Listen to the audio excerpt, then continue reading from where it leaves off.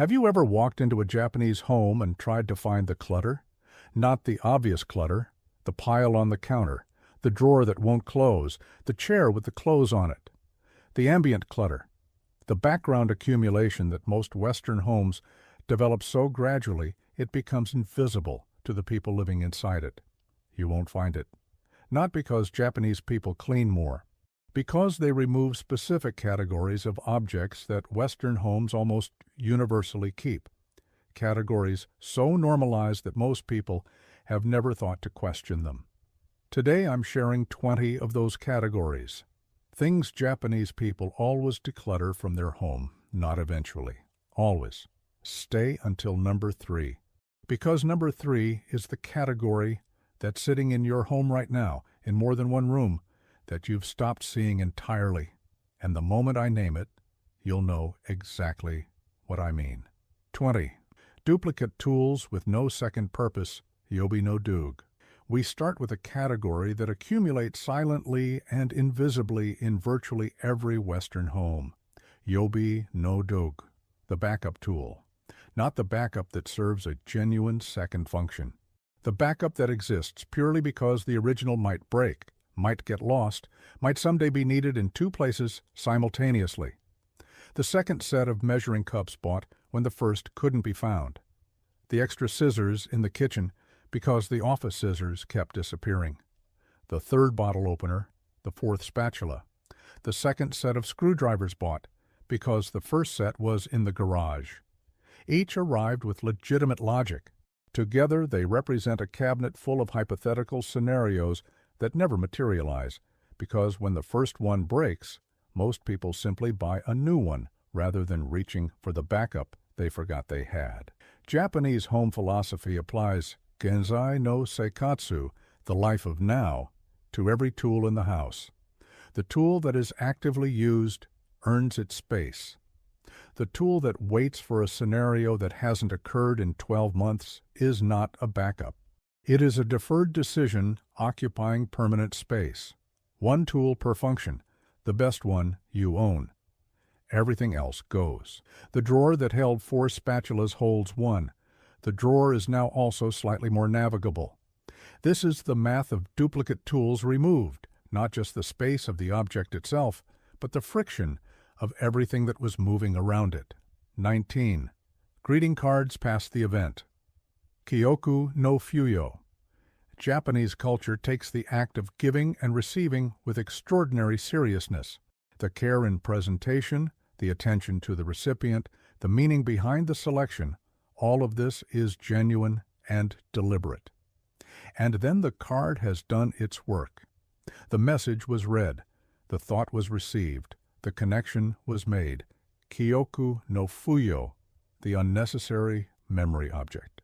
The card kept not because it carries ongoing meaning, but because discarding it feels disrespectful to the person who sent it. Japanese philosophy distinguishes between honoring a connection and housing its evidence indefinitely. The relationship with the person who sent the birthday card does not live in the card. It lives in the relationship itself, in the ongoing connection, the shared history, the continued care between 2 people. The card was the vehicle for a moment. The moment is complete. The vehicle can leave. Japanese homes do not accumulate the paper evidence of past celebrations. The drawer full of cards from the last decade of birthdays and holidays is a Western phenomenon, born not of genuine attachment to the cards themselves, but of the discomfort of releasing something that someone else created with care. The care was in the giving. It does not require permanent housing to remain real. Read it one more time. Feel what it was meant to make you feel. Thank it for delivering that feeling. Then let it go. 18. Branded freebies and promotional items, muryo no mono. There is a specific category of object in most Western homes that arrived without being invited and stayed without being evaluated. Muryo no mono, the free thing. The tote bag from the conference 3 years ago, the branded pen from the bank, the promotional water bottle from the 5K that was completed once, the free calendar from the insurance company that has been replaced by the phone but remains on the wall because it was free and it still works, and it feels wasteful to throw away something that still functions. Japanese minimalism applies a simple test that promotional items almost never pass. Would you have acquired this if it had cost money? The answer for most promotional items is no. You would not have purchased the branded tote. You would not have bought the promotional pen. You did not choose these objects. They were assigned to you by someone else's marketing decision, and you kept them because they arrived without a price tag that would have made you evaluate them honestly. The absence of a price at acquisition does not mean the object is free to own. Every object costs space. Every object costs the attention your eye gives it as you move past it. Every object costs the friction of working around it to access something you actually chose. Remove the object that someone else chose for you. Keep only what you would have chosen for yourself. Before we continue, a question. Is there a category of object in your home that you've been meaning to address for more than 6 months? Not a hard decluttering project. Just a category you already know the answer to but haven't acted on. Leave it in the comments and keep watching because the next item might be exactly that category. Onsid 17. Hobby equipment from abandoned interests. Yabureta Yume. Every abandoned interest leaves physical evidence. Yabureta Yume, the broken dream. Not the dream that failed, the dream that simply ran its course. The genuine interest that burned bright for a season and then was replaced by something else, as interests naturally are, as lives naturally evolve. The yoga mat from the yoga phase, the painting supplies from the painting phase, the bread maker from the bread making phase, the guitar from the guitar phase that reached a certain level of proficiency and then quietly stopped. Each of these arrived representing a real intention. The interest was genuine. The investment made sense at the time. And now the equipment sits in a cabinet or a corner or a dedicated storage area, producing a specific kind of low-level guilt every time it's seen. The feeling of a commitment made to a version of yourself that has since moved on. Japanese philosophy is direct about this. Jibun no Kisetsu, the seasons of the self. You are not the same person you were when you bought the guitar. The interest that felt permanent was actually seasonal, as most interests are, as there is nothing shameful about. You were fully that person while you were that person. You are a different person now. The equipment that served the previous season does not need to follow you into the current one. It goes to someone who is currently in that season, whose guitar phase is just beginning, whose bread-making enthusiasm is fresh. That is not discarding. That is accurate circulation. 16. Single-use kitchen tools with a versatile alternative. Ichiyu no do. Japanese kitchens are some of the smallest in the world. They are also some of the most functional. The explanation for both of these things being simultaneously true is not storage innovation. It is Ichiyu no Dugu, the single-use tool, or more precisely, its absence. An avocado slicer, a strawberry huller, a mango splitter, a corn stripper, a cherry pitter, an egg separator, a pineapple corer. Each performs one function, and that function can be performed equally well by a quality knife in the hands of someone who knows how to use it. Japanese kitchen philosophy identifies single-use tools as the primary driver of kitchen drawer chaos.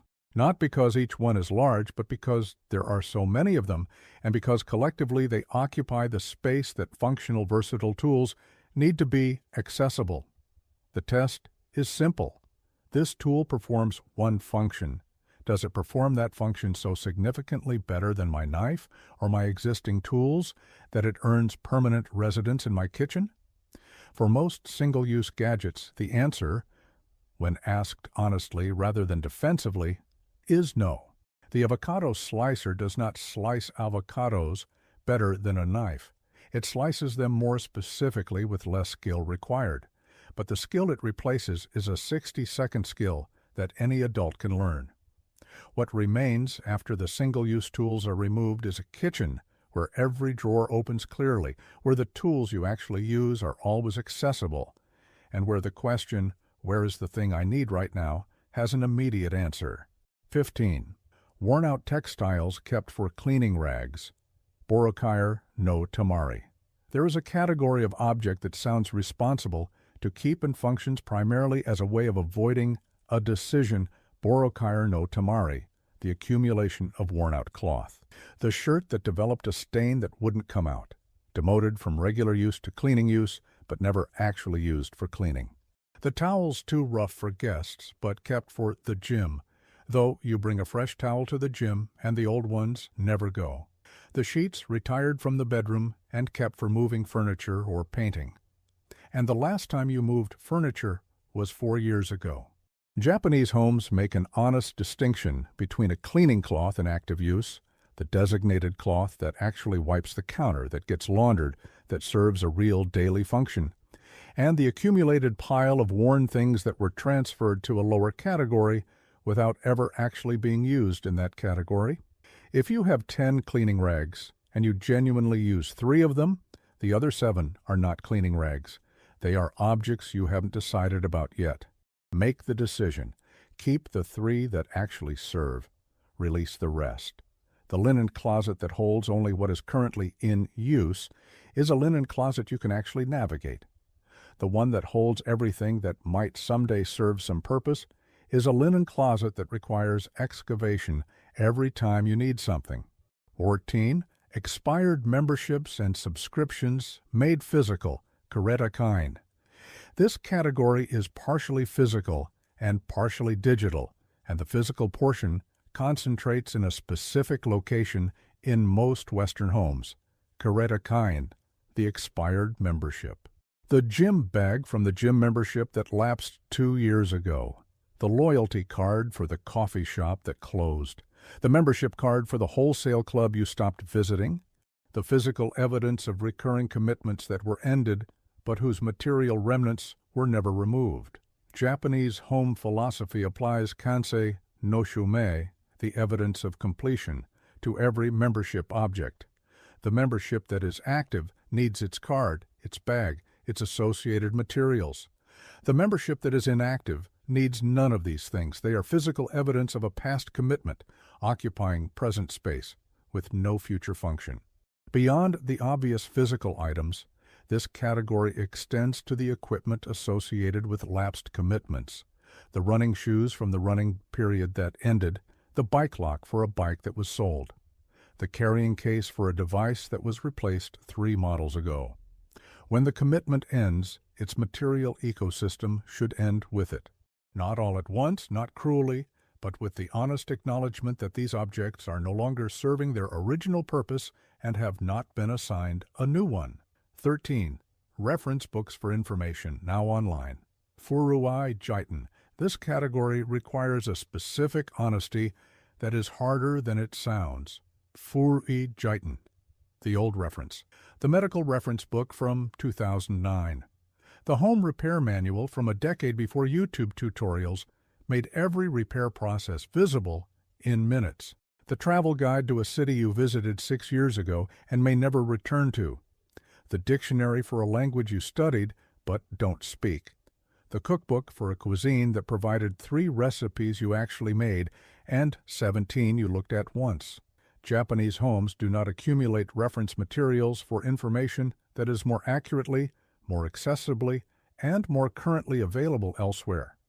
This is not the same as discarding books with enduring value, the novel whose sentences you return to, the philosophy text that still challenges you every time you open it, the specific expertise of a specific author whose thinking has genuinely shaped yours.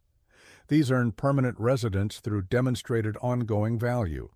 The reference book that was acquired for a specific practical purpose, to look something up, is competing directly with the phone in your pocket that performs the same function more comprehensively, more currently, and in less space than your shelf allows. Keep the books that still give you something when you open them. Release the ones whose only remaining function is to signal that you were once the kind of person who might need them. We're past the halfway point. I want to ask you something specific. Which of the items we've covered so far is sitting in your home right now? In a quantity larger than you're comfortable admitting, not a judgment. Genuine curiosity about what category is most universal. Leave it in the comments. And keep watching, because the categories from here are the ones most people find most surprising. 12. Decorative items with no personal meaning. Kazari no monogatari. Japanese home philosophy makes a distinction that Western home decor culture rarely names clearly. Kazari no monogatari, the story of decoration. Every object displayed in a Japanese home can be explained, not justified, not defended, explained. This came from there. This was given by that person. This was chosen because of this quality. This has been in the family for this reason. This object has a story that connects it to the person living there. Decoration without a story is not decoration. It is occupancy. The generic wall art purchased because the wall needed something. The decorative objects that arrived as housewarming gifts and never moved since. The items bought because they matched a color scheme that has since changed. The collections that began with one meaningful object and were padded with similar objects that meant progressively less. Japanese homes are not empty. They are selectively occupied. The objects that remain do so because they have earned the right to be seen, because they carry meaning, beauty, or both, in a form that is genuinely felt rather than theoretically present. Walk through your home and apply the story test to every decorative object. If you cannot tell a story about why this specific object is in this specific place, it is not decorating, it is inhabiting. And inhabiting is something every square inch of your home already does for free. 11. Plastic bags beyond a usable quantity, furo no bukuro. Every kitchen has one, the bag that holds other bags, the collection that began with practical intention and reached a volume that exceeded any realistic use scenario. Furo no bukuro, the bag container problem. Japanese homes use plastic bags. They reuse them. They have a designated space for storing them. And that designated space has a limit, a container with a defined capacity, and when the container is full, additional bags are not added to the container. They are not added to a secondary container. They are released. This sounds disproportionately simple as a decluttering principle, but the plastic bag accumulation is a perfect demonstration of how most Western home clutter actually works, not through dramatic acquisitions, but through the daily failure to apply a stopping point. The bag enters, it joins the other bags. The pile grows. No decision is ever made because no decision is required. Bags don't demand attention until they've become a problem, and by that point, there are hundreds of them. The Japanese stopping point is the container. When the container is full, the next bag that arrives displaces the oldest bag. The pile doesn't grow. The decision is built into the system rather than requiring ongoing willpower to maintain. One container, one defined size. Every bag beyond that capacity goes, immediately, without deliberation, as an automatic function of a system that prevents accumulation by design. 10. Items stored just in case. For more than a year. Moshika Shitara. Japanese minimalism has a precise diagnostic for this category. Moshika Shitara, the just in case, not the genuine spare, the seasonal item, the emergency supply, the tool with clear, irregular use that is stored properly and accessed predictably. The genuine spare has a logic that can be stated. This is used in this season for this purpose, and it will be needed at that time. The just in case has no such logic. It has a feeling, anxiety about a hypothetical future scenario in which the object might be needed. That feeling, when examined honestly, is almost never borne out by reality. Think of any object in your home that has been kept just in case for more than 12 months. Now answer honestly, in the past 12 months, has the scenario that would require this object actually occurred? Not almost occurred. Actually occurred. For most just-in-case items, the answer is no. And for most just-in-case items, if the scenario did occur, an equally functional solution would be available through purchase, rental, or borrowing at a cost lower than the ongoing cost of housing the object for years in anticipation of a scenario that statistically will not arrive. Japanese home philosophy is not asking you to be unprepared. It is asking you to examine whether your preparation is serving you, or whether the feeling of preparation is serving you at the object's expense. Mriine, wires and cables without a connected device. Mutin no kiburu. Open the drawer where your cables live. Count the cables. Now count the devices those cables connect to. The numbers will not match. They will not come close. Mutin no kiburu. The disconnected cable, the phone charger from 2 upgrades ago. The USB connector for a printer that was replaced 3 years back. The cable with the connector you no longer recognize because the standard it belongs to has been obsolete for the better part of a decade. The HDMI cable for a television in a room that no longer has that television. Each of these cables represents a device that has already left your home. The device was released, it broke, it was replaced, it was donated, it was sold. But the cable remained because cables seem like they should be kept, because cables are small, because cables feel like they might be useful someday. Japanese electronics management applies a simple paired principle.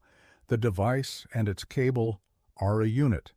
When the device leaves, the cable leaves with it. They are not separated into different categories with different lifespans. The drawer that holds cables without devices is a drawer that holds the past, the physical infrastructure of devices that are already gone. Clear it of everything that has no current device. What remains is functional, organized, and immediately navigable. 8. Clothing that fits the wrong body. Ima no jibun. This is the most personal category on this list. It is also the most universal. Ima no jibun, the self of now.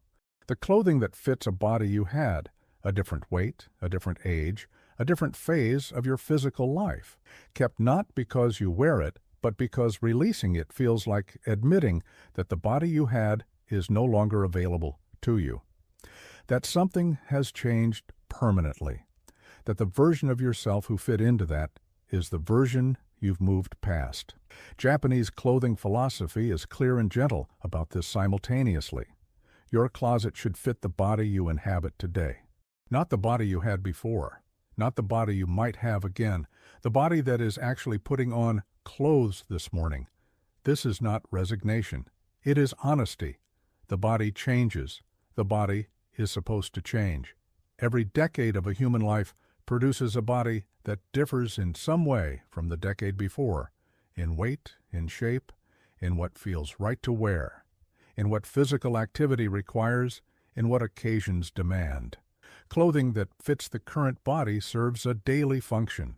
Clothing that fits a previous body occupies space while offering guilt, the specific guilt of seeing something that should fit and knowing that it doesn't. Release the clothing that belongs to a previous version of your physical self. Keep the clothing that fits who you are today. The closet that serves the self of now is a closet that works every morning. 7. Children's items from phases. They've grown through. Kodomo no kyoku. Japanese homes move through the phases of children's lives with a specific intentionality that most Western homes don't practice. Kodomo no kyoku, the children's memory. As a child develops, their relationship with objects changes completely and rapidly. The toys that were essential at 3 are irrelevant at 5. The books that worked at 6 are too simple at 8. The equipment for an activity abandoned at 10 continues to occupy space through 15 without ever being touched again. Japanese homes address this with a principle of kisetsu no iku, seasonal transition. As each phase of childhood ends, the objects of that phase are reviewed. What the child genuinely values, what they choose to keep, what they return to, what carries real meaning, stays. What belonged to the phase rather than the child moves on. This includes the parent's relationship to the objects. The difficulty of releasing children's items is often the parent's difficulty more than the child's. The toy that meant something to the child at 3 means something different to the parent at 33. It carries the memory of a version of the child that no longer exists, and releasing it feels like releasing that version of the child. The child is not in the toy. The child is in the relationship, in the ongoing life, in the person they are becoming. The toy carried one moment of that life. The moment is complete. Let the object go to a child who is currently in that moment. That is the most honest honor you can give it. 6. Mismatched container. Lids and orphaned containers futatsum no mondai. Open the cabinet where you keep food storage containers. What you'll find in almost every Western home is a specific type of chaos that develops gradually and remains indefinitely. Containers without lids, lids without containers, sets that were complete at purchase and have since lost members through the slow attrition of dishwashers and moves and mysterious disappearances. Futatsume no mondai, the two-part problem. A container without a lid is not a storage container. It has one function. Without its lid, it performs 0 of that function. It is a broken object that is being kept because it is not visibly damaged. It is simply incomplete. Japanese organization applies the repair or release rule to every incomplete item in the home. If the missing part can be found or replaced within 30 days, find it or replace it. If not, the incomplete object is released. The container that has been lidless for 6 months will not find its lid. The lid that has been containerless for 3 months will not find its container. Both can leave.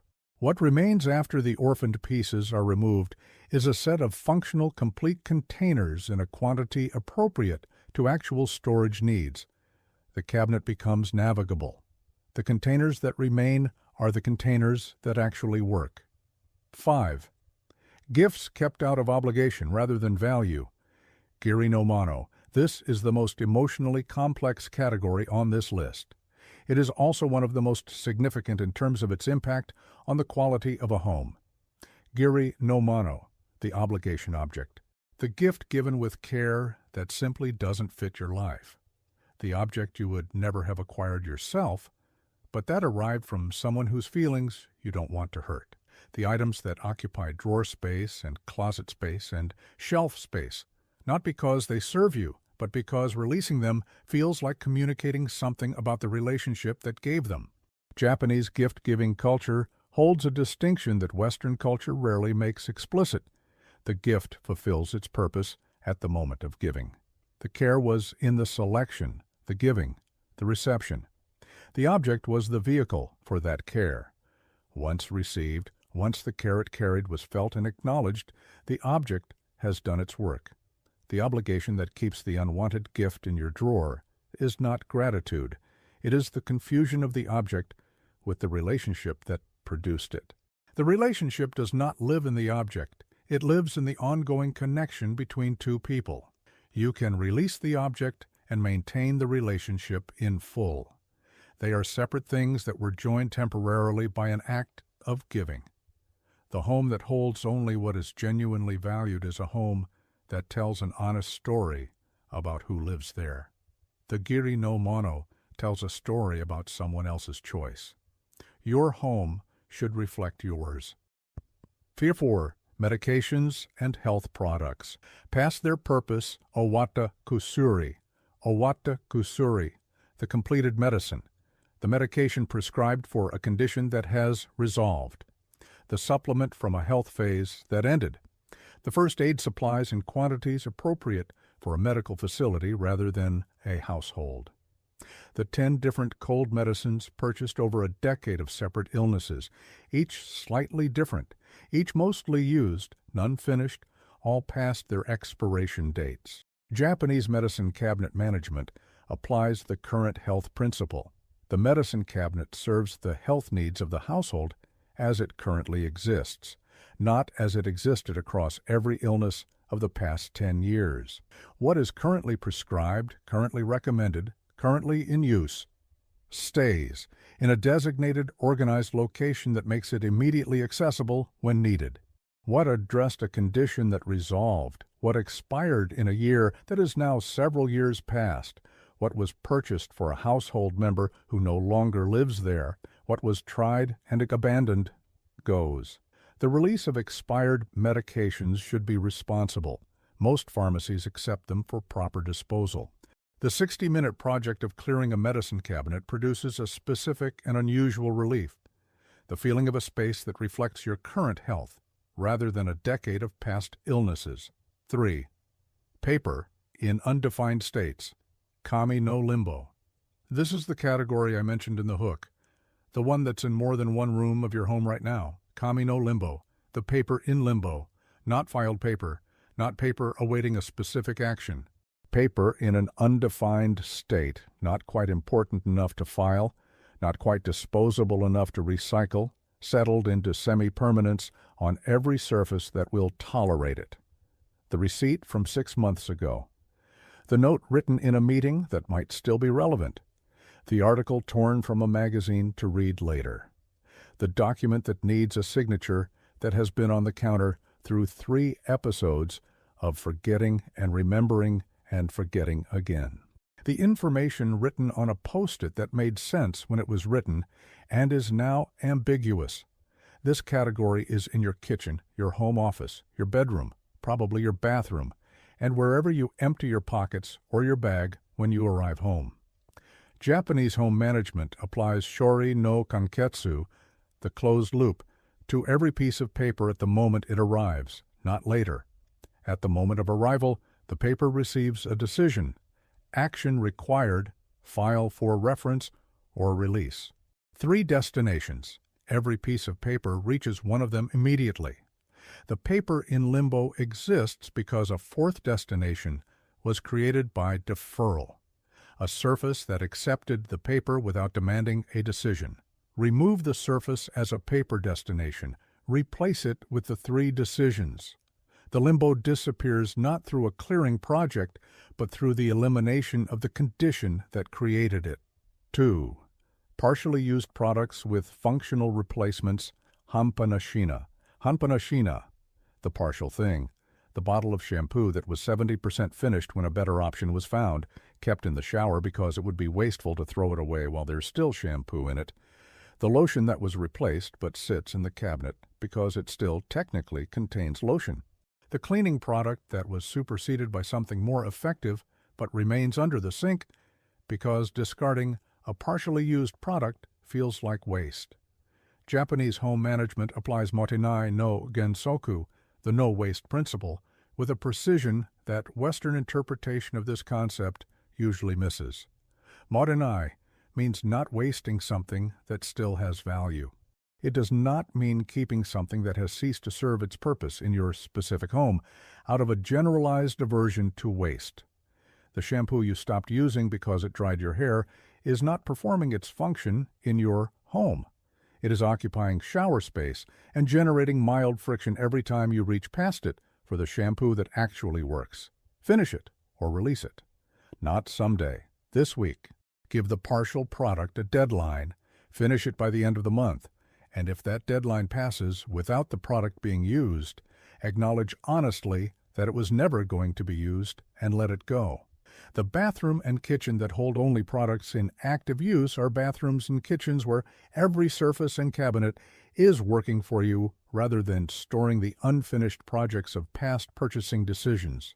Mont, the object without a home. Basho no nai mono. This is the category that contains everything else, and it is the category that, once addressed, makes all the others permanently manageable. Basho no nai mono, the object without a home. In Japanese home philosophy, every object that belongs in a home has one specific location it lives in, not an approximate area, not a general zone. One exact place that it returns to after every use that is designated and known, that could be described to a stranger in 5 words or fewer. The scissors live in the second drawer on the left. The charger lives in the basket on the desk. The measuring cups live on the 3rd shelf, right side. every object that doesn't have this specificity, that lives wherever it was last set down, that migrates between surfaces, that is found by searching rather than knowing, is an object without a home. And the object without a home is clutter by definition, regardless of how useful it is, regardless of how much it costs, regardless of how frequently it's used. In Japanese homes, the question asked of every object before it enters the home is, where will this live? Not where could it live? Where will it live? The specific, designated, always return to location. Objects that cannot answer this question before they enter a Japanese home do not enter. Objects that are already inside and cannot answer the question are the first candidates for removal, because an object without a home is an object that will be out of place every time it isn't actively being used, which is most of the time. Walk through your home and identify every object that doesn't have a specific home, not a category, a specific home. Those are the objects to address first, not the ones that are obviously clutter, not the ones that are visibly out of place, the ones that have no designated place to be in when they're not in use.